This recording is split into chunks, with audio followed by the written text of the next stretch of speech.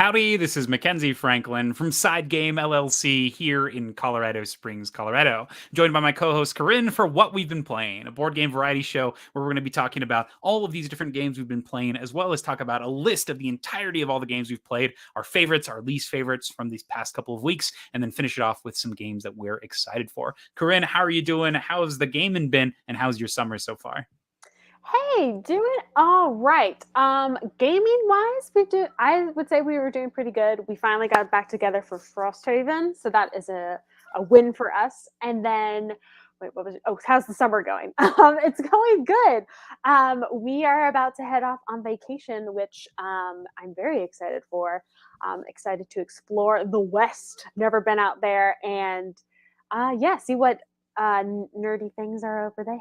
So. And speaking of nerdy things, if you haven't already, please make sure you go check out Corinn's channel on Superblondenerd, as she's putting out all sorts of different look at different board game expansions, as well as she's going through the Year of Sanderson, all of this content that is dripping from that Kickstarter that was ran for all of those extra books. Anything else that's coming out soon that you're excited to show and excited to show off? I've got a huge video coming out this weekend. 27 minutes long, all about redoing our entrance to our basement, making it nerdy and really inviting and like cozy for introducing you to our board game horde. Awesome. I love it. That sounds like a fun concept in general. And we get to see a little bit behind the scenes on Corinn's house in just like in her gaming experience in general. Yeah. So that is our plug for Corinn's channel. But let's get into the show here and talk about all of the games that we've been playing. Starting off with you, Corinn, what are the games that you've been playing? What's one of them? All right, let's start with a game that I had never heard of and was really fun to play. It's called Raw. It is I knew I was not going to think of the word. I like a bidding game where you have different tokens or tiles that are going to be placed out, and everyone has their own specific tablet or tableau that you're trying to collect, and have either different monuments, or there are river and flood tiles. There are different civilization tiles. There are, I think, pharaoh tiles, and then there are a god tile. And so all of these different tiles have different abilities and also represent like different scoring things. Each of the person's like tableau will tell you what the scoring is. So you want to collect, if you have a specific set or collection of the monument tiles, which are a certain color. If you have a set of different ones, you get a specific amount of points. If you have a set of 3 or more of the same type, you get certain points. Same thing with the river and flood cards. But your flood cards or your river cards will only count if you have a flood token, so on and so forth. And then that little piece in the middle is your like public pool. That's where you're going to get your tiles from, and everyone starts with a specific amount of bidding tokens that have different, not sums, but like numbers, values on them. The highest I think is 13 or 14, and so everyone will have like a pretty low number, like 2, 3, 4, 5, middle number, and then high number, and you get to choose how much you want to bid to get the pool of tiles that has accumulated during each of your turns. So I thought this was a really fun game to like, pretty quick to pick up, a very like nice tactile set collecting kind of feel. It like the first game that I went through, I kind of went just ham and bid pretty early on, which of course then bit me in the butt later on, but it was still a really fun way to play. And yeah, I think this was a great like way of like incorporating this like Egyptian theme with like all the hieroglyphics and stuff, but still have that like feeling of like the bidding wars and stuff. So yeah, I really enjoyed this.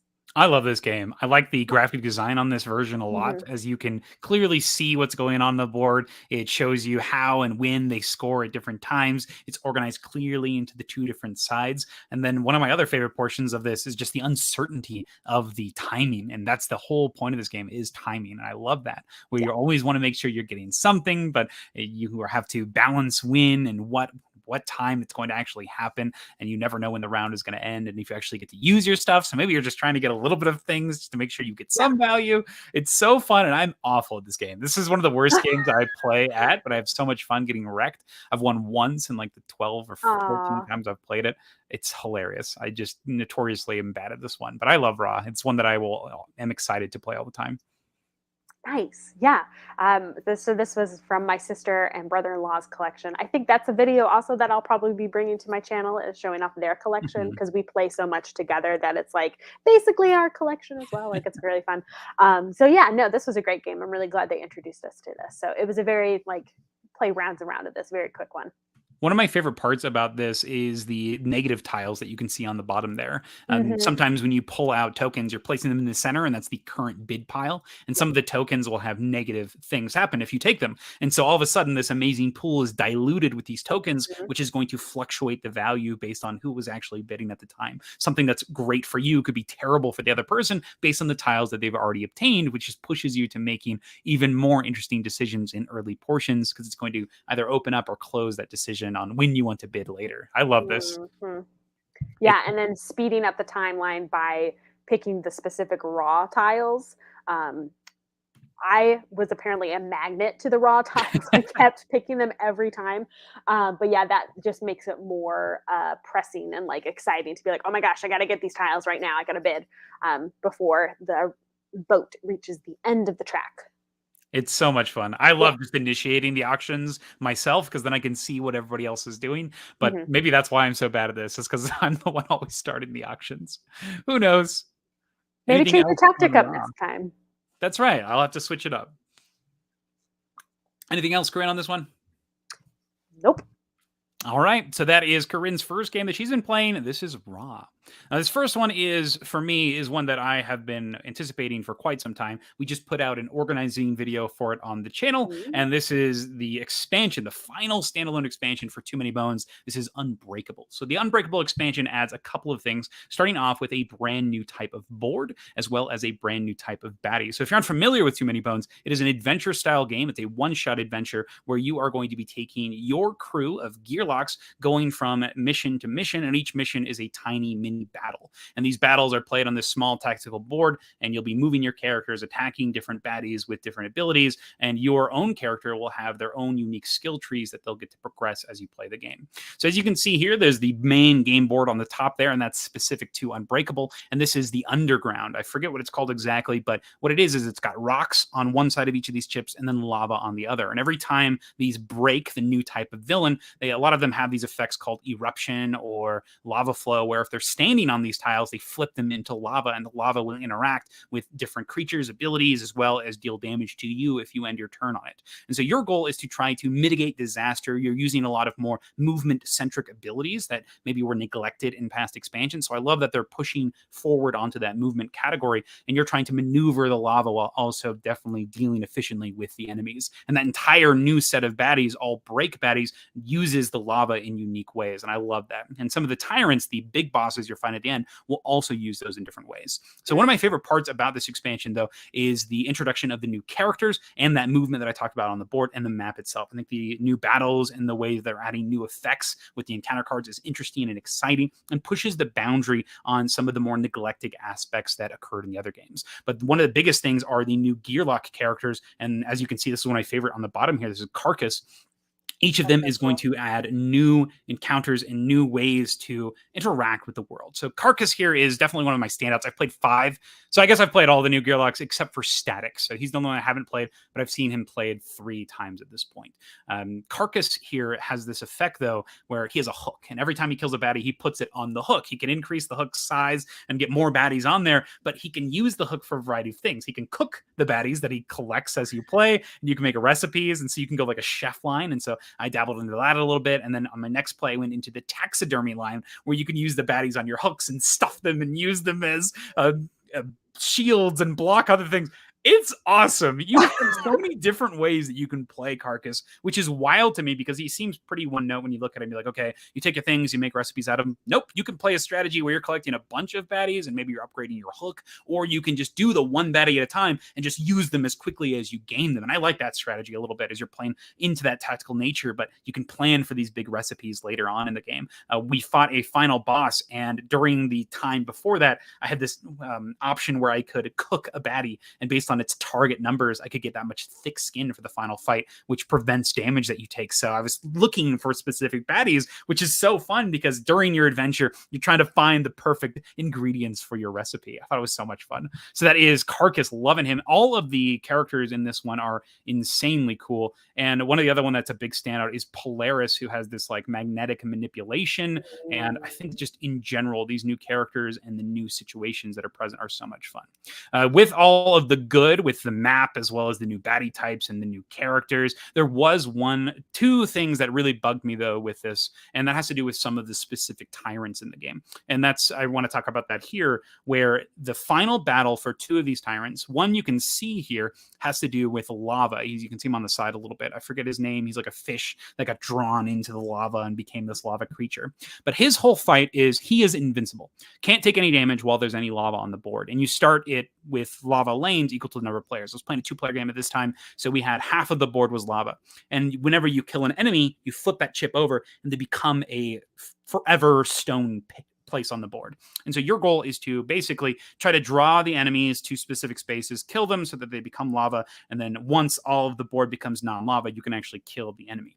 Now, unfortunately, with this, there can be some random moments where maybe some of the corners will get hit, and it's extremely hard to get enemies there. Only a couple of your skill dice that are usually one-time use can actually move enemies, and you can get into this extremely arbitrary situation where you just can't ensure that these enemies are going to go into these places. It also dramatically increases the game time of this experience because you're taking a long time to make sure this happens, and the battle itself becomes a little bit monotonous and boring, and that's super unexciting and interesting. So that happened to us with this experience where we did all that we could, we used everything as possible, and then there were some random dice rolls that put us in positions where it was just not going to happen. We made it to the fatigue rounds. I think we played 16 or 17, 18 rounds of this, which is wild because we survived that long. We had the healing, but just wasn't able to make it happen. And it was pretty frustrating because you're like, well, there's nothing we can do.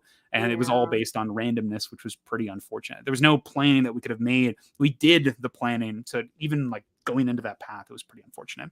The other one we fought was this orc that had these raiders that you could find and fight during the mission, and you had time to do so. But in order to defeat them, you had to find specific encounter cards in the deck. So if your deck shuffled and you just didn't get those encounter cards, your final fight felt almost impossible because you had these additional baddies that, in tandem with all their different effects, made it so that it felt almost unwinnable at the start. You just had this terrible wall that you had to go for. So a little frustrating there, where you weren't really given the choice to find or to defeat these specific baddie situations, and it felt like these combats were not that interesting. Not that they weren't interesting, but they were set up for this randomness interjected that would dictate your entire feeling and emotion of the experience. So I didn't really like those two tyrants. That was like the orc raider and maybe I forget the one. It's the fish one. The one. Yeah. I think it's the one on board here, but other than that, I think that the encounters themselves, like the new encounter cards, are awesome. The new characters are awesome.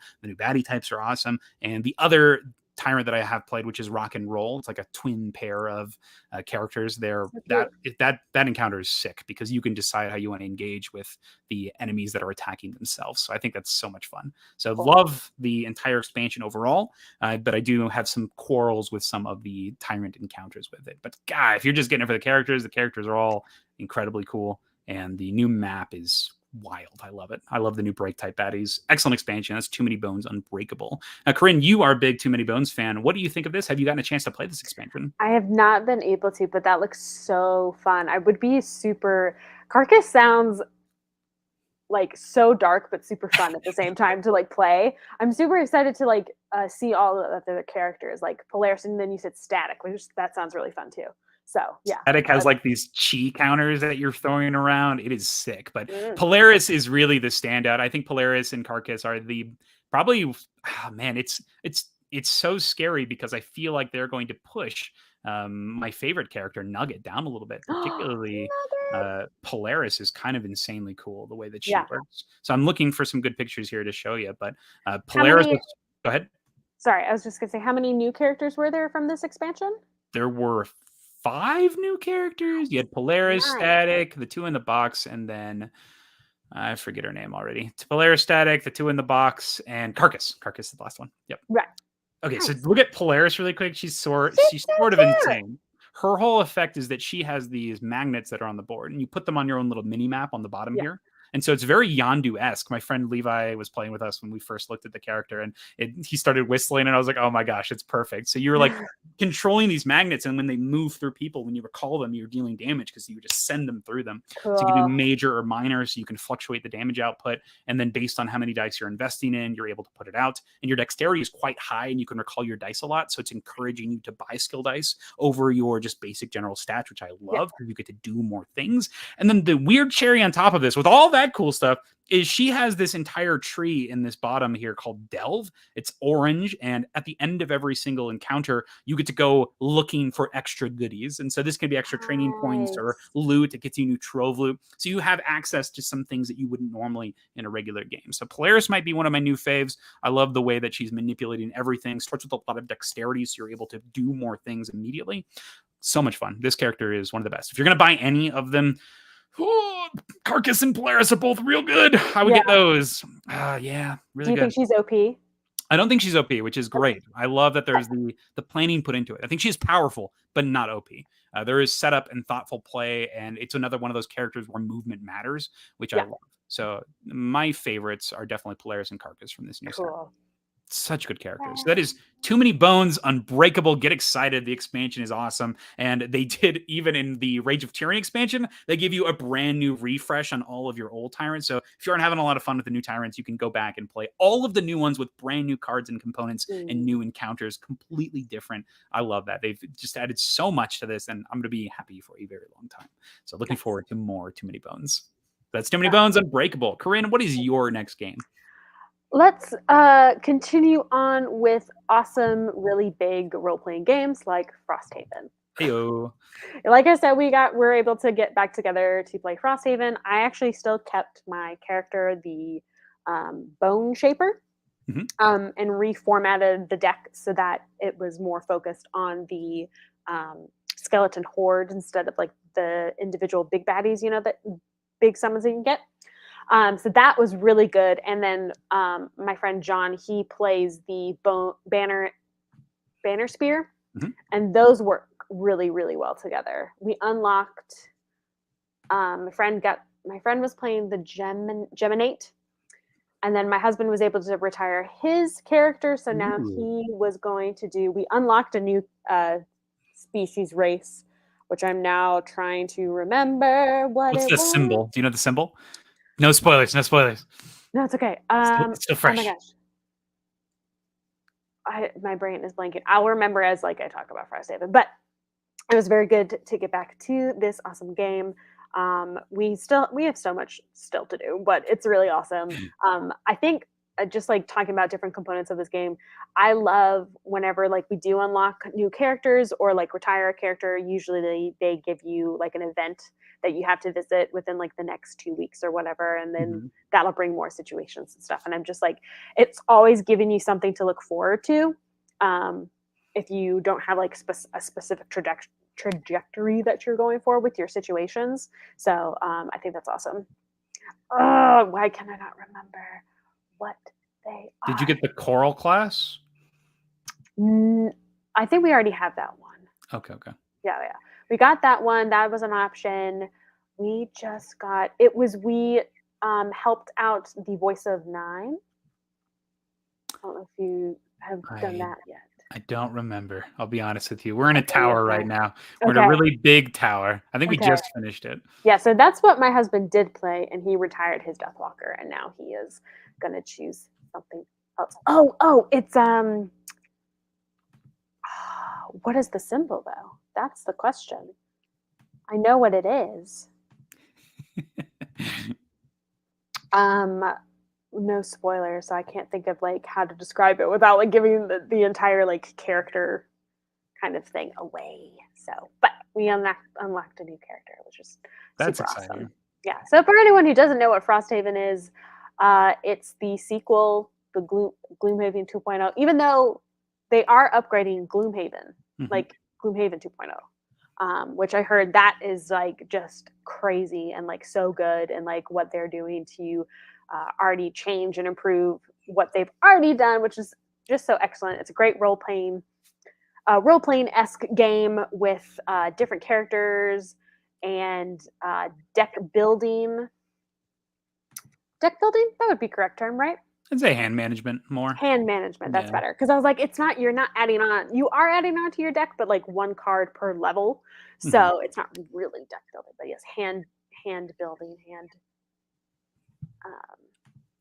hand management. Thank you. But it's so good. And we use the it's not like the official thing, it's like Gloom Helper, something like that. Gloom Helper, Gloom Assistant. I have it on here. It does all the battle cards for you. Yeah, for the enemy. Haven Assistant. Wah! That's super nice. Yeah, so that's been awesome. And then they do have also like someone's like recorded all of the scenarios and introductions and everything. So we listened to that as well, which is really fun. I love Foreteller. Any game that has it just like elevates the experience that much more. Yeah. And so I think that really Frosthaven's is super good because you can hear all like the background and people in your town hammering away, or you're out in the snow and it's blurring in the background. It's cool. Gosh, I want to talk to you about things. We also unlocked like a new part of the town, which gives you basically like I'm going to spoil it a little bit. Okay. I have to. You get like basically pets. What? Yeah, like Pokemon. What? Yeah. Are you kidding me? That's so cool. Okay. Stables. We opened stables. Yeah. And we were like, oh, okay, cool, like stables. And then they were like, here's a deck of like little things.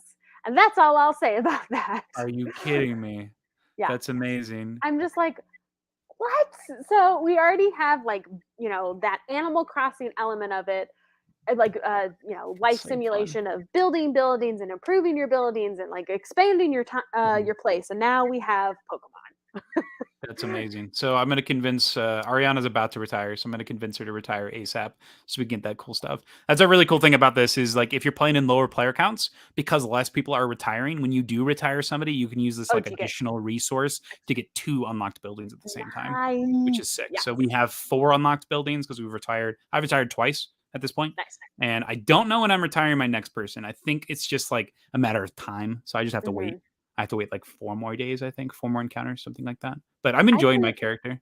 Yeah, now that I've changed my deck, I really feel like it's better gameplay, and especially because my other friend is Banner and Spear, we work really well off together because he needs certain people for his like gameplay.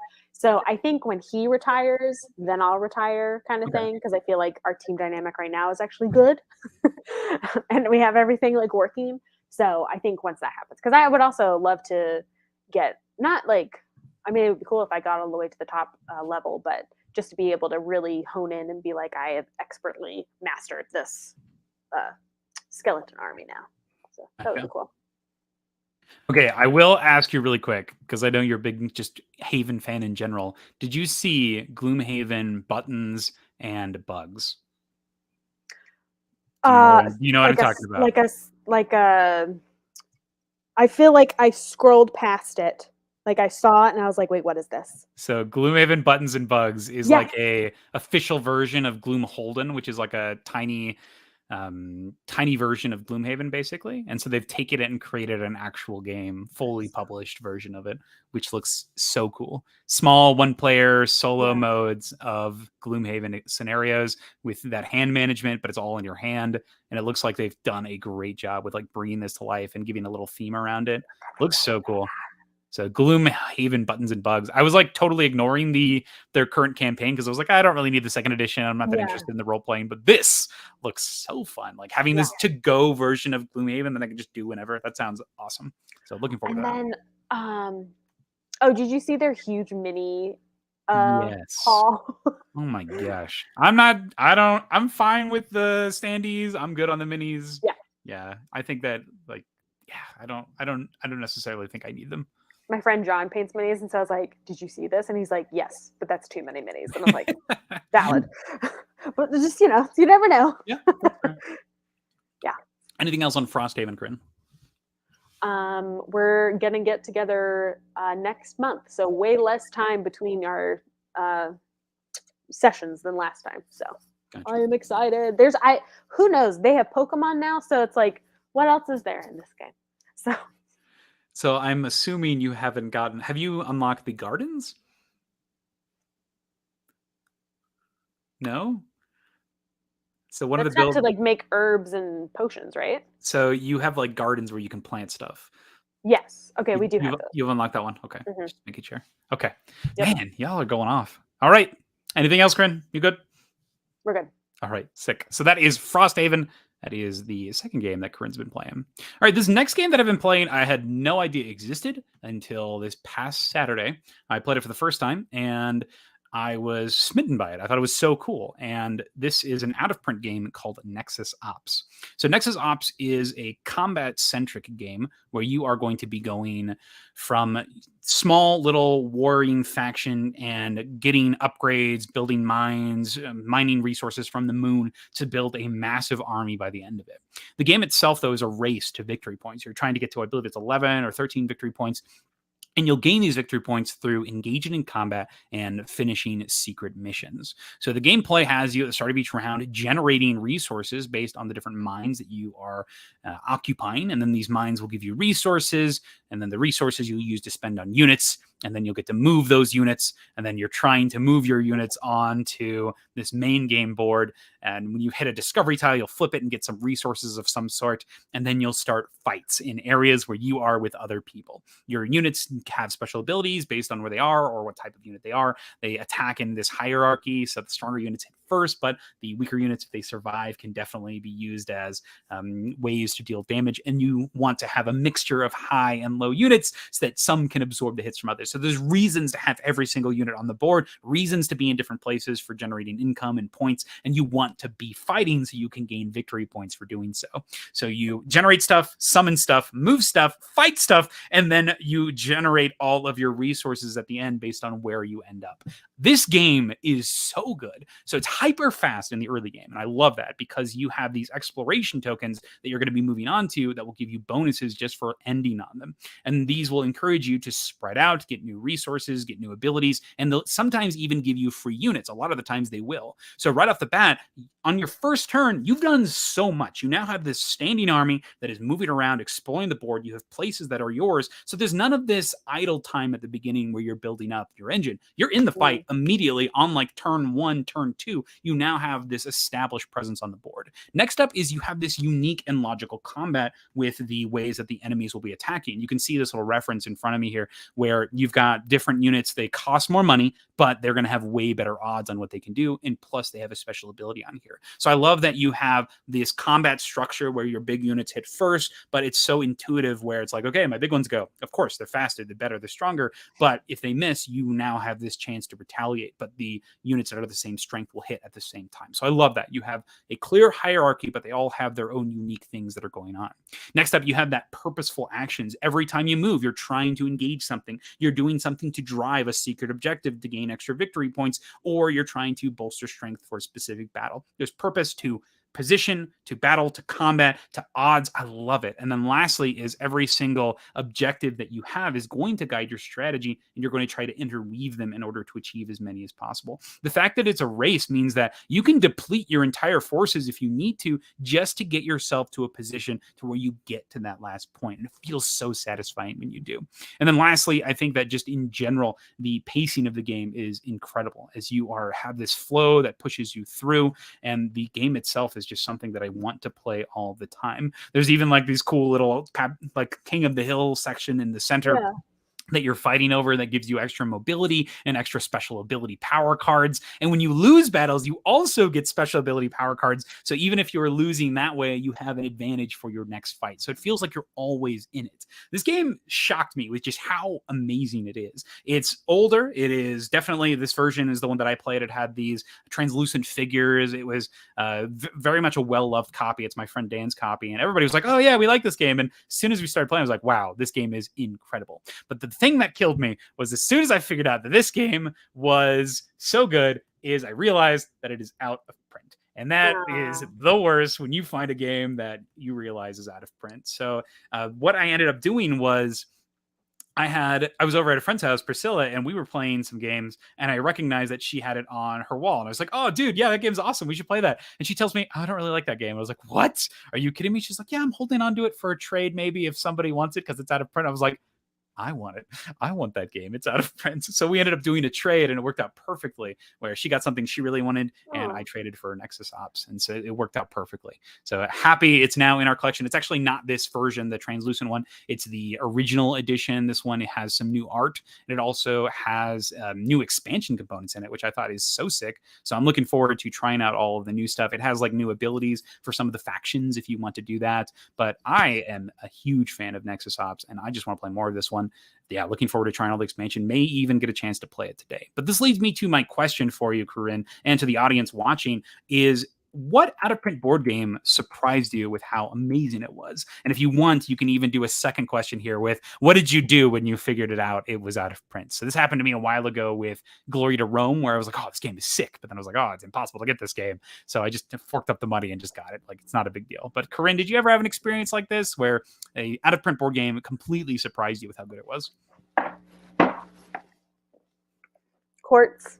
That's out of print? No way. It is out of, well, as far as I am aware, it's out of print because at least that specific version with like the art. Because when I was doing my video about aesthetically pleasing games, this is one of them, and they only have like, I don't know if Disney bought it out or whatever, but they have like a Snow White version. And then they have other games that are like similar to this, but the specific artist and like the dwarven theme and everything with Quartz, as far as I am aware, is out of print, which is really sucky. But because I loved this game so much, it's not like the most amazing game. If you really enjoy, I really enjoyed it for the aesthetics and like just the luck of the draw, really pretty gems and stuff. It's very simple, really good one to play with a lot of people. I got my, like, I think both of my families, like my husband's family and my family, a version. So luckily I was like hooked on this pretty quickly. So then I bought a couple of versions to give to my family and then found out it was out of print. So that was like a lucky thing for me. But as far as I'm aware, I could be wrong, which would be great. But yeah, I loved the artwork. And I'm pretty sure I had followed him like on other social media platforms. And I was like, oh, this is like, I love this artist. He's so good. So yeah, I really enjoyed this game. And gotcha. I'm glad you found some copies of it because that's super frustrating when you're like, you want to share this thing, but then do you want to give up your copy? Do you or spend $200 extra? You know? Holy cow. Yeah, the copy of like just on Amazon is like $250 or something like that for Nexus Ops. And you can buy the older version for like $110, but then like in base retail, it was like $20 at Target or something like that, which is wild to me that happens.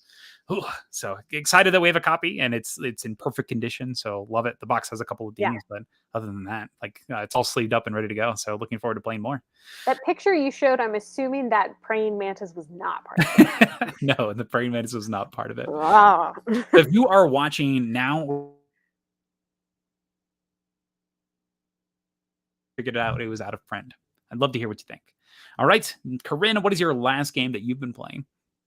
The last game that I have been playing actually fits perfectly with the theme that we were just talking about, which is Race for the Galaxy. Heyo, nice. Yeah. So that one, this game, my husband introduced me. He owned it before we were married and all that. So he introduced me to this game. One of those, this one is a deck builder. Nope, it's still hand management. It's a tableau building game. And one. You really just want a deck builder, eh? I just really want to explain a deck builder. it has a lot of iconography and six different actions that you can take per turn. And depending on everyone's choices, you can do a lot of different actions or the same action over and over again. Lots of ways to build up points.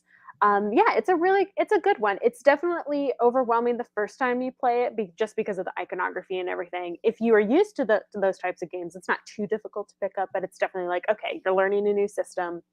You're getting everything down, but once you get that iconography down, you're good to go. Super fun of you're laying different cards down to get points based on the types of planets you're going for, or different development cards.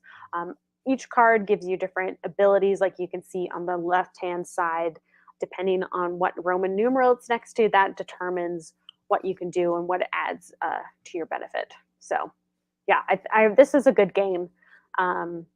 I was telling my husband the other day, I wonder if they have I know they have like expansions, which I've gotten for us, but like just to update the artwork, I think would be really cool. But yeah, it's a good game. Colonizer. I think must be a different it's a different language. I was like, I've never heard of that card. It's like, why does it say thing? Yeah. So no, it's a really good game. I really enjoyed learning and playing with my husband, and I know that's one of his favorite games as well. So plot twist, I actually love the iconography on this game. I think it's so awesome because it allows you to do so much. Each symbol makes sense because of the different phases that it's assigned to. And so you're like, okay, this happens in phase 1. It manipulates the exploration somehow. And then you have clarification on the cards that explain what the icons do that are not part of the original icons. And I love that. It allows the game creators to make these cards that just work differently and makes you excited to play the different variety of cards. I think that, like you described, yes, you're learning something new. It's going to be something that's a little confusing at first, but once you start playing and going, you associate those icons with those specific phases, and it allows you to strategize and actually plan what you want to do for each specific phase and outcome. I love this system. I think it's so brilliant. This is one of my favorites in this tableau building card management game. It's like, it's up there with Glory to Rome for me, but I think that this one wins out because of how unique the cards are and how interesting the combination of them it can be. Yeah. It's a very good game. It's very streamlined. Once you've learned the iconography down pat, you're like, I got this. So and it's very fun many different ways to go about it to win. I also like that the 2-player version is unique, as you're both playing 2 cards each round instead of 1. So it makes the game completely different. Whereas in the single player, you're having to predict, the multiplayer with like 3 or more, you're having to predict what's going on and trying your best to read so you can make the most out of each action phase. This game is so good. It's got so many different things going for it. And every time you play, it's going to be a different experience, which I appreciate. Yeah. Anything else on Race for the Galaxy, Corinn? I don't think so. Okay, excellent. So that brings us to our last game that we're talking about today. This is my final game here, the game that I've been playing. This is actually sent to us by Button Shy Games. This is River Wild. So we did get a copy of this for review purposes. And River Wild is a super tiny, small box game. Fits in my little wallet here. So these are fully sleeved now. Fits in a burger token container. But River Wild is a similar concept to a game like Sprawlopolis, where you have some objective criteria that you're working towards. But in this case, instead of a giant map that you're building out, you're building down a river. So I like the formatting of this game in general, as you start off with this spout. And the spout is going to determine where you can play your cards. So every single turn, you'll be putting down a card coming down from the spout, and then every turn afterwards you'll have the option to either continue to the left, to the right, to the center, or you can even split where your cards are going to go. So I think the best way to show this is just looking at what the actual setup of the card looks like. So looking at the cards here, you'll have these landmass forms, you'll have these river forms, and then there are these mountains as well. So whenever you play a card, you're looking at the symbols on the left side. These are the animals that populate the area, the symbols on the right or left, and these are double-sided, so you can flip them back and forth, and they tell you a specific scoring criteria. Like this one says, for every jackrabbit and every dragon that you have, you're going to get 2 points if it's your biggest area, or 4 points if it's not your biggest area.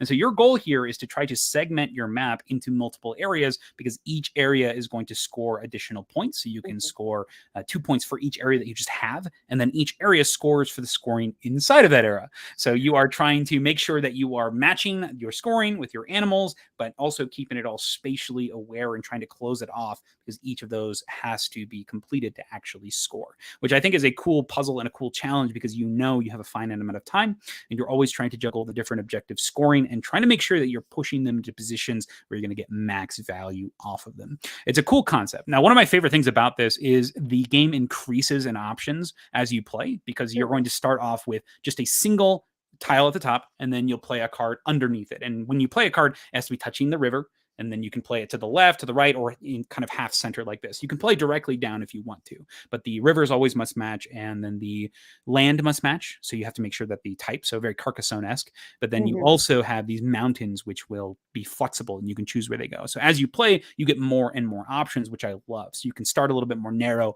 and then choose your options as you play. The next thing is that split placement. The fact that you can decide that you want to put a card directly under, or you can decide that you want to put a card to the side. So say you have something like this, you can either go directly under like that, or you can split. And that's the same option for every single card. And I love that, because that means that you can sort of give up your options in the future to take advantage of something now. So I think that's super neat, as you can choose to restrict your options for immediate benefit. And then lastly is the emergent scoring as you play. The more and more of these symbols that you see, the more chances at combos that you're able to get. And I think that's super fun that you're able to be flexible in how you want to score and what you want to get up. There's also these special cards that will have these rune stones that provide wild symbols. And so if you can position those next to multiple scoring opportunities, you can get even more bonuses going on around there. And it'll help fix some of your scoring potential, maybe if you're looking for like a pair of animals or a set of them. So love the options in this one. I've been having a lot of fun with it. This is up there with one of their better releases, in my opinion, from this last year. I think Numsters is a little bit below this one. So I think River Wild is my favorite game from them to come out in 2023. So looking forward to playing more of this,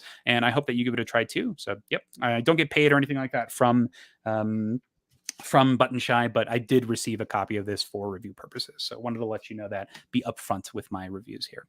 This does bring me to my, do you have any questions on this one, Corinn, before I move to my question?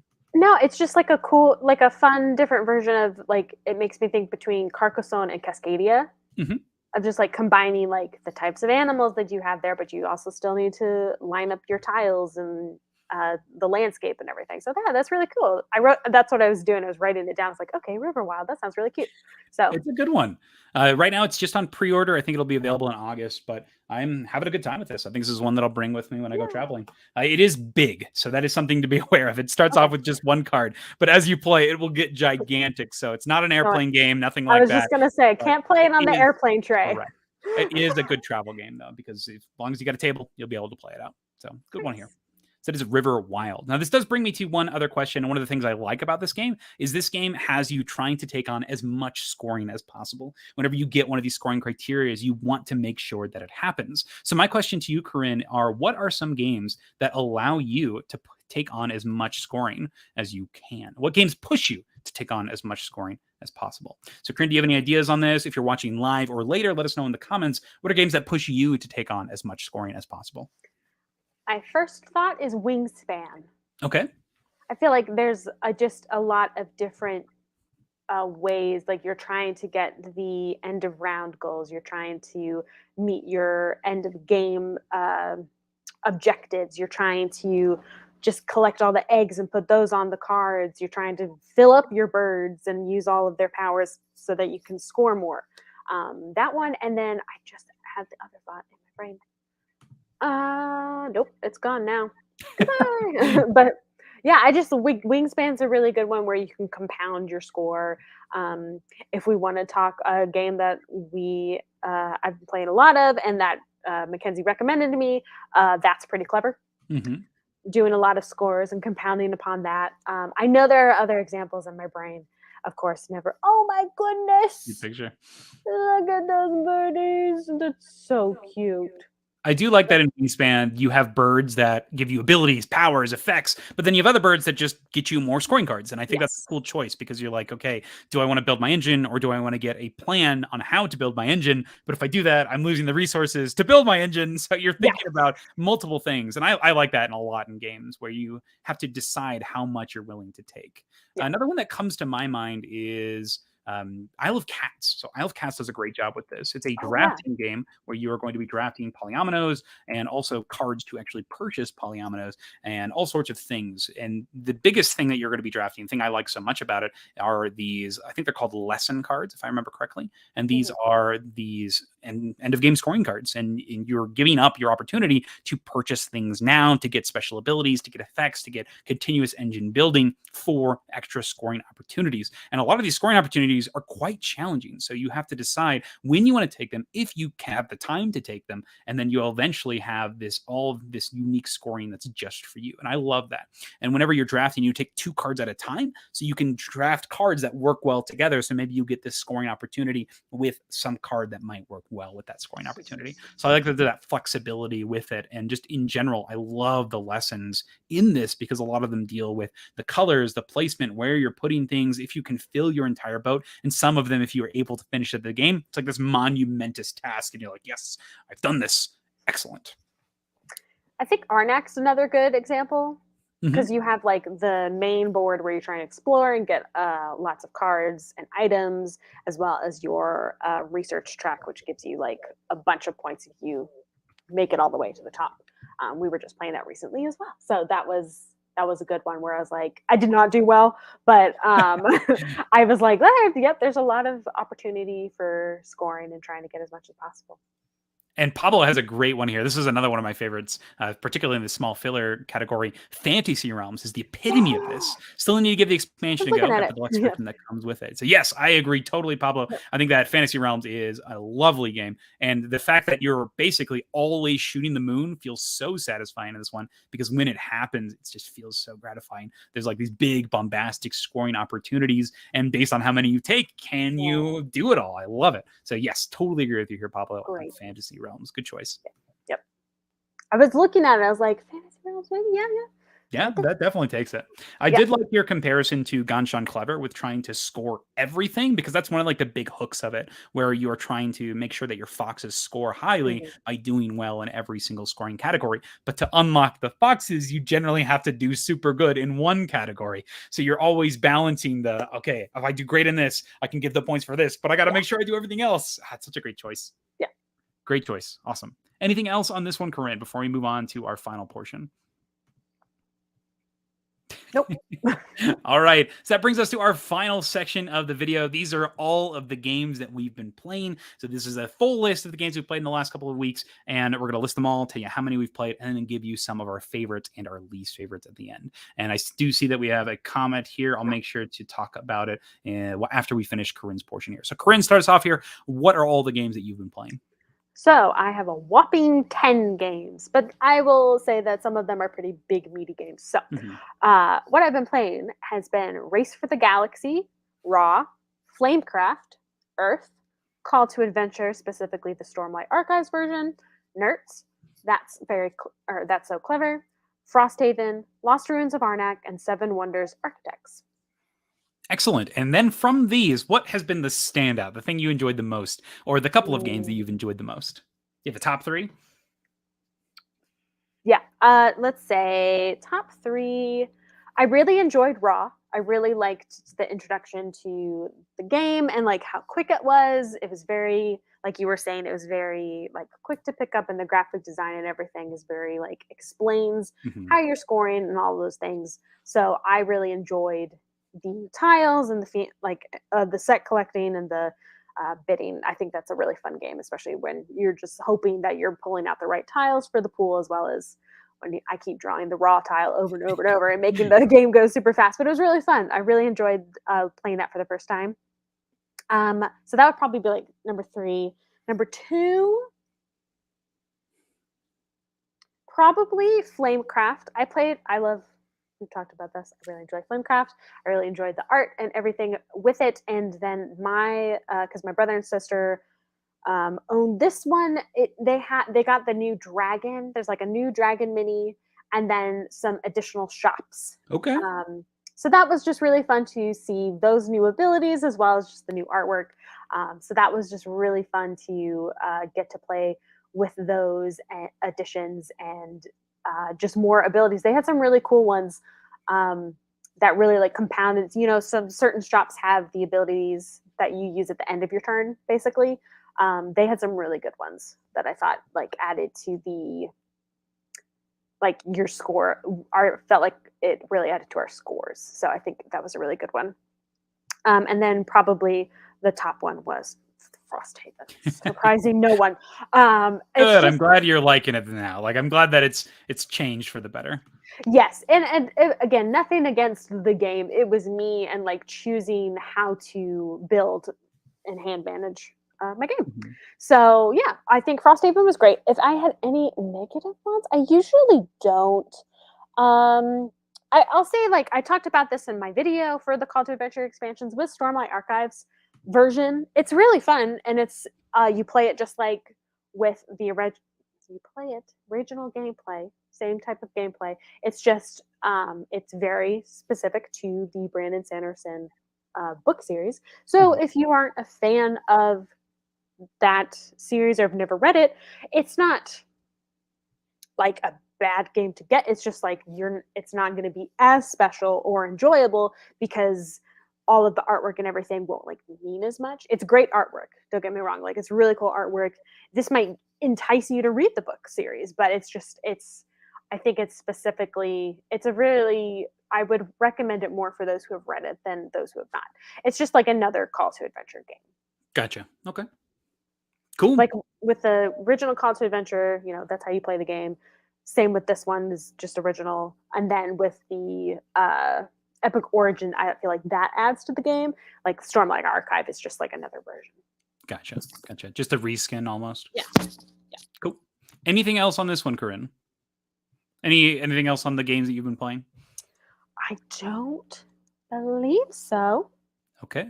Going back to Pablo's comment from earlier, he mentioned that he's undecided on the app for Fantasy Realms because I feel like half the fun is calculating the score, but some people hate that. Oh, that makes sense. It definitely takes a long time to do the scoring in the game. I've never used the app, so I'd like to see how it works and to see if it really is just like anticlimactic. But I do enjoy the pressure in trying to do as much as you can in a little bit of time of Fantasy Realms. That's what I enjoy the most, and trying to see if you can make that scoring happen. Excellent. And then Pablo also says that he's played Steam Up. We liked it because we like cutthroat games. I thought you wouldn't be able to plan much with all the rotating, according to reviews, but a quarter rotation with discarding helps. Awesome. So that's the Feast of Dim Sum, where you have all of these little cute little pieces on these little trays, and you're moving stuff around. Yes. Excellent. So that is Steam Up. All right, moving on to my list of all the games that I've been playing. This is a 60 unique titles. It might be 70. I might have wrote this wrong. 60 unique titles. All right, starting off with Stranger Things, Upside Down, Survive, Escape from Atlantis, Ghosts of Christmas, Blood on the Clocktower, Foundations of Rome, Monster, My Neighbor, Love Letter, Warsaw, City of Ruins, Capital Lux 2 Generations, Star Wars Destiny, Everdell, Arkham Horror the Card Game, Massive Darkness 2 Hellscape, For Northwood, Oathsworn Into the Deepwood, Cover Your Assets, Paleo, Dune Imperium, Vegetable Stock, Nations the Dice Game, Marvel Champions, Earth, Bullet Heart, Roll Camera, Blood Rage, Space Base, Take 5, Frosthaven, The Witcher Old World, Throw Burrito, Oranienburg Canal, The Isofarian Guard, Coloretto, 5 Minute Marvel, Chicken, Herd Mentality, ISS Vanguard, Unmatched, Good Critters, Challengers, Someone Has Died, Shadowhunters, Marvel Zombies, Balderdash, Turing Machine, Terraforming Mars, Ares Expedition, Too Many Bones, Star Wars Carcassonne, Galaxy Trucker, River Wild, Nexus Ops, String Railway, Planet Unknown, Dawn, Wonderland's War, Heat, Pedal to Metal, Ticket to Ride, Spirit Island, Fox Matters, and this morning,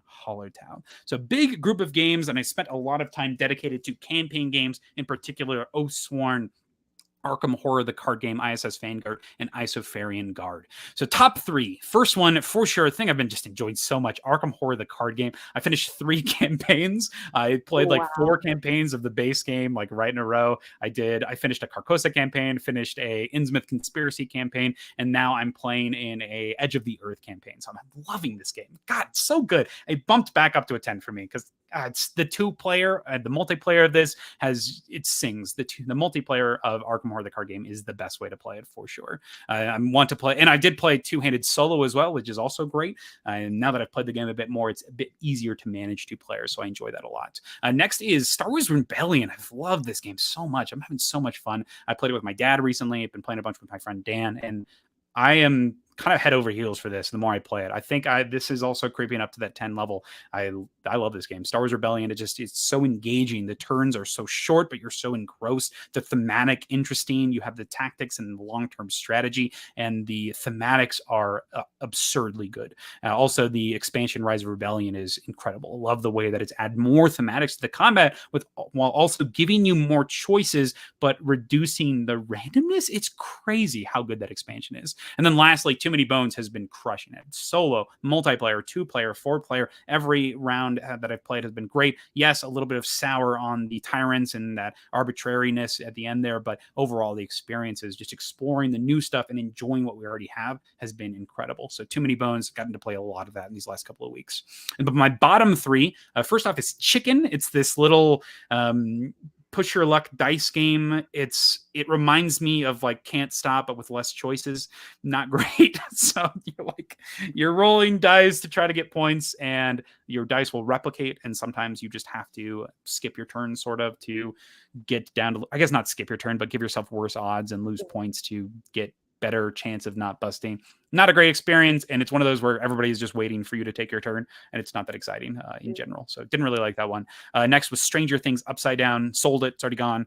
This was a cooperative game that as you play in the Stranger Things first and second season of the TV series, thematics are incredible in this one. The theming, the artwork, the characters, but the mechanisms in this game are identical from experience to experience and just aren't something I'm looking to play again. A lot of it was just doing the same test over and over again, and it was just super repetitive in the play pattern. So I think it's a cool idea. It's got a cool mechanism with the skill test in it, but the game wrapped around it is not great, unfortunately. The items aren't that interesting. The characters don't really have super fascinating effects or anything like that, and the experience feels identical almost. And then the last one is for Isofarian Guard. That was another bottom experience, which is a shame because that was a big campaign experience that I was excited for. If you're interested in looking at the whole review, go check out my review on BGG. I can read it verbatim here. Do you have any interest in this, Corinn? Sure. Okay, so we'll do it. So Isofarian Guard, it's been receiving a lot of praise, but for me, I actually rated a 4 out of 10. So this was interesting because I actually talked with the designer because they wanted to know, they saw me excited to play it in one of my videos. They were like, okay, this is cool. Like you're gonna play our game, you're gonna dedicate some time to it. But I dedicated 2 full days to this. So like from 7 a.m. until 7 p.m. I was down in New Mexico. I was just hanging out. So I just sat there. I was like, okay, I'm playing this. I'm doing this for 2 days. And on the second day, I just was like, I don't, because I was there for 5 days in New Mexico, and I just didn't want to commit any more time in it. And like in the middle of that second day, I was done. And the biggest thing has to do with the gameplay pattern and the AI and the combat and the core experience of that combat. So let's get to my rating here. I'm like one of the only lower ratings, which is wild to me, but let's take a look here. All right. I think this is just best read verbatim. When it comes to encounters, rules written, this feels like I'm playing Pokemon and I hit a Zubat every time I walk anywhere. If you employ the rules that allow you to skip combat, so you still need to ensure that you grind for equipment, which makes it unavoidable, just delayed.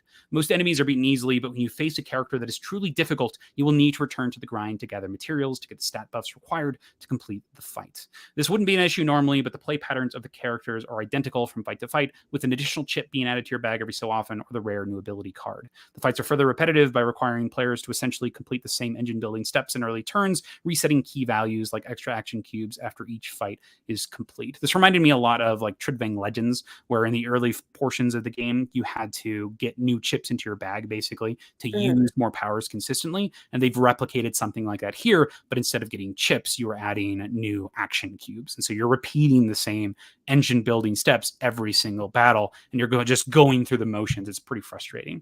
The best part of the game is the enemy enemy AI. It's smooth, easy to run, gets you back to your turn right away so you can focus on running your engine while still being thematically appropriate to the characters you're fighting. That being said, the abilities fall into 3 categories: normally, defensive, damage, or status conditions. These lead to more predictable routine play patterns from players, though. If they attack you or inflict status, you focus on damage because they're open. If they defend or you pull your status conditions, which mean that your attacks are not as efficient, you build your chip pool or your engine. But this results in a loop where you're able to get back to your turn pretty quickly, but your turn is on a set path. So you're doing this repetitive stuff more often, which is not a great feeling. And then I did talk with the designer, and this is pretty important because the designer wanted to make sure, like, what were the flaws with the game? Why didn't you like it? And because I did have a review earlier, and I have modified this with after I was talking to him. So the designer told me that there are items that you can find that alleviate a lot of these issues. Lots of quests you complete that give you items that maybe reduce the amount of things that you have to start with or the amount of action cubes that you have to generate. And these are characters that are in other campaigns that have more interesting cards that you can flip between. And they're unlockable during the game and in future campaigns that alleviate several of the issues if I put more time into it. But that's my issue, is that the overall gameplay, particularly in these first, I think I committed 16 or 17 hours to this, they didn't issue me to want to spend more time through this repetitive period. So I think that these issues just shouldn't be in the game past a tutorial. And the full game should open up options as opposed to restricting you and dedicating your resources to fixing issues. It should allow you to explore unique mechanisms and strategies from combat to combat. And the components and foreteller narration in this game are incredible for Isofarian Guard. So I do think that those are top notch, as well as the reference materials. There's like a website that you can get that, but in the box itself, the reference materials are pretty awful. They obstruct you get into the game because they're scattered amongst like 8 or 9 different books and pages and references. So it's a little frustrating that the game itself, if you don't use the website, makes it hard to play. So I think that's pretty frustrating. And the game itself just wasn't super satisfying or compelling. So this is one that I'm trying to sell. It's pretty big, and I had somebody fall through on me this last week. So we'll see if I can get it sold. But yeah, Isofarian Guard right now is just sitting here. Not a big fan of this one, and it looks like they aren't going to be making any adjustments, big adjustments for the game with their reprint. It's going to have most of those same issues. They said that they're going to put their resources into creating the next game in this series. So this is my opinions on this game. So if you have been interested in Isofarian Guard, there's a lot of people that love this game, that it's like one of their favorite experiences from last year. But for me, it's not one that I enjoyed that much, and I had a lot much more fun playing Too Many Bones for the campaign. Arkham Horror, like in the middle of playing this, I straight up went and bought another copy of the Arkham Horror base game because I was like, okay, I'm not having a great time with this, and I have all this time left in New Mexico. So I went and bought a core set of Arkham Horror, the revised core set, and just played Arkham Horror instead, and I had a great time. Wow. So it felt like I was forcing myself to play this, and I didn't like that experience at all. So I ended up playing like 10 games of Oranienburg Canal and a bunch of games of Arkham Horror for the rest of the weekend, and had a great time. Do you think it would have been improved, like if you had a 2-player campaign instead of 1? Not that that should justify how a 1-player experience went, but do you think like a 2-player experience would have been better? That's a great question, because this game basically requires you to have 2 characters happening at the same time. So I was playing 2 characters, but unfortunately these 2 characters, particularly in the first campaign, you have Alex and Grigory, and both of them have extremely set play styles. And Grigory here is a damage focused character, and Alex is more of a support character who can flip back and forth into damage. So Alex has like these potions that he can create, and he's giving action points to Grigory, and then Grigory is using those action points to deal damage. So a lot of the times he's adding chips that increase his damage output, and then he's also going to be putting chips in on your opponent's side that decrease their defense. So Grigory's doing the damage. Alex is generally doing the support and fueling up both bags, but he has some actions where he can flip things and do more damage. But it does lead you to the cycle where it's like, okay, I do this to give the action points here, and then they'll use their action points to do this. But that was almost every fight. There was a correct pattern. And then the last thing that that made me a little bit upset at this is you feel like you can just go through every battle in this. Like the game feels so easy to me when I play, but then you reach a boss, which is actually challenging, and they just have bigger stats and bigger numbers that you can't beat. So you have to go back to those crazy easy fights and grind and get equipment that bumps your numbers up. Not necessarily are you getting more abilities and powers, but you're increasing your strength, your action points, your health, etc., so that you can go fight this big boss that you just need bigger numbers to defeat. That's not something I enjoyed at all. That was pretty frustrating for me, unfortunately. So yeah, after I beat that first boss, I was done with this, and I'm not going to go back and play it. Sure. So that is Isofarian guards. That's my bottom 3. Let's go to some more comments here. We got Pablo here. It bothered me that not at all the Kickstarter components for chicken fit inside the container. Not all the Kickstarter components for chicken fit inside the container. That's correct. This is like have you seen Chicken? Do you know what this game is? No, I haven't seen it. It's from Keymaster Games, so it's like they're super crazy good production. So they're the same people that do Caper, but the game itself came with like all these weird components that were just frivolous. They were just like farm animals. And so all of these little farm animals were all around, but they don't fit in the actual container for the game. So you have to bring them separately, which is kind of silly. So the game's container, the artwork, the art direction is fantastic, but yes, they just don't fit into the container. Still fits in your self of shame. Pablo, don't worry, you're not missing anything. So don't worry about it, man. You're doing all right. All right. So that brings us to our last section. These are all of the games that we've played. So now what games are you looking forward to playing next, Corinn? We have Scythe Expeditions, I think it's called. The new Scythe game. It is on the way. Like within the next 24 to 48 hours. Yeah! Mine's coming today. It should be here today. Oh. So, well, maybe ours will be too. I don't know. So I'm very excited to get that and open that. More Frosthaven, obviously. Looking into getting the expansion for Atlantis Rising. Oh yeah, Monstrosities. Yeah. God, that game is so hard. Monstrosities are getting bodied. Yeah, getting wrecked. Have you heard anything about Expeditions? Or do you know how to play it already? Have you researched it? No, I just know the very bits and pieces of it. Gotcha. Okay. I'm looking forward to it. I kind of want to go in blind, like not knowing. Yeah, anything. Exactly. It's like I don't want to be like, oh, here's how to play, or here's all the stuff. It's like, no, I want to. This is one that I'm looking forward to exploring the world of Scythe. It sounds awesome. Yeah, super excited. The other games that I'm excited for, Scythe Encounters. Is it Expeditions, as well as playing more Arkham Horror, the card game. I'm playing with my friend Robert right now, and we are mission 5 of our Edge of the Earth campaign. So I just want to play more. So much fun. I'm playing Ashcan Pete, and I've got this deck that just uses these dilemma cards. They're cards when you draw them, something happens, and you have to make a choice right then and there, and it's so much fun. I played some awful ones earlier, and it cost us so much time, these cards. It's been fun experimenting with cards I don't play, which I think is so much fun. So that's what I've been doing recently, is just trying to dedicate time and play time to cards I'd never touch. So I think it's so much fun. And the dilemma cards have been a lot of fun to explore. And then he's playing a blessing archetype where it's kind of like the blessing in Frosthaven, where you put the ×2s in your deck. In this case, it's in like the bag of tokens that you can pull. So we're playing a deck game that revolves around all of those, and that's been really fun to go back and forth playing those cards. And then the last one is Crokinole. We have a new Crokinole board on the way, so we picked it up for Frankcon. Frankcon, we have a Crokinole tournament on Sunday that we're doing this year, and so we picked up an extra Crokinole board for that. So we have 3 right now that we're going to have, so we can have 3 games going on at once. We did it really well last year with the Unmatched tournament, so now we'll have the Crokinole tournament going at the same pace. So that way we can have a bunch of games happening at the same time. So I think it'll be good. I think it's quite exciting, and I'm loving Crokinole. And one last thing before we close, I will be putting an invite to this on the channel formally, but if you've made it this far, you probably like this channel. And if you are around the Colorado area, we are having our Frankcon this year, and we're opening it up to the YouTube community as well. So if you have any interest in joining Frankcon this year, if you're in the Colorado area, or if you'd like to join us for a weekend of gaming, let us know. I'll put an email out on the channel. You can reach out to our business email. This is SideGame Colorado, so SideGameCO@gmail.com. frankcon.com, and we'll give you information on where Frankcon is, what if we have enough room for you, because right now we're just running it out of our house. So we had about 47 people last year, and we had enough to do that. So we're going to see if we can do that. I know, it was insane. That's but so cool. we'll make sure that we have room for you if you can come for certain days.